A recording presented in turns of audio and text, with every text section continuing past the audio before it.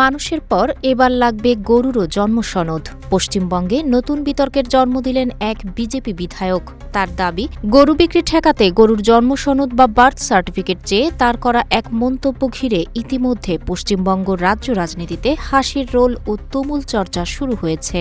এবার সশরীরে রাস্তায় নেমেছেন ভারতের পশ্চিমবঙ্গ রাজ্যের হিঙ্গলগঞ্জ বিধানসভা আসনের বিজেপি বিধায়ক রেখা পাত্র।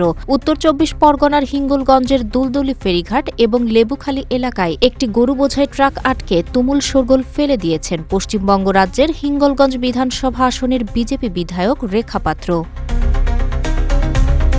সামাজিক যোগাযোগ মাধ্যমে ছড়িয়ে পড়া ভিডিও এবং স্থানীয় গণমাধ্যম সূত্রে জানা যায়, গত ১৫ মে সকালে গোপন সূত্রে বিধায়কের কাছে খবর আসে যে লেবুখালী ও দুলদুলি ফেরিঘাট এলাকা দিয়ে অবৈধভাবে গাড়ি বোঝাই করে গরু পাচার করা হচ্ছে। খবর পাওয়া মাত্রই লটবহর নিয়ে ঘটনাস্থলে পৌঁছান বিধায়ক রেখা পাত্র।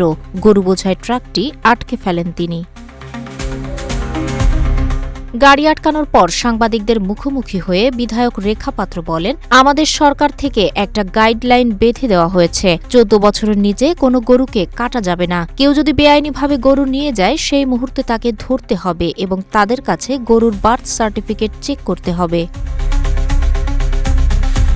রেখাপাত্র আরও যোগ করেন, জন্ম সার্টিফিকেট চাইতে হবে। জন্ম সার্টিফিকেট দেখাতে পারলে এবং তা যদি ১৪ বছরের নিচে থাকে তবে আইনিভাবে থানায় কেস হবে তাদের নামে। আর যদি লিগ্যাল হয়, অর্থাৎ বয়স ১৪ বছরের ওপরে হয়, তবে আমরা সসম্মানে সেই ব্যক্তিকে গরু সহ ছেড়ে দেব। কিন্তু ১৪ বছর বয়স না হলে আমরা সেই গরুকে আটকাবো এবং কোনোভাবেই মালিকের হাতে দেব না। দরকারে গলার দড়ি খুলে ছেড়ে দেব।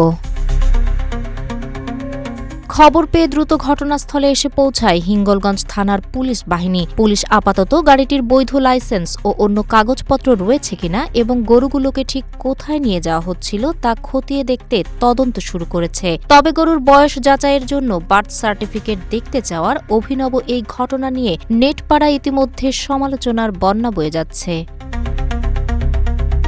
তাহের আক্তার, রূপালী বাংলাদেশ।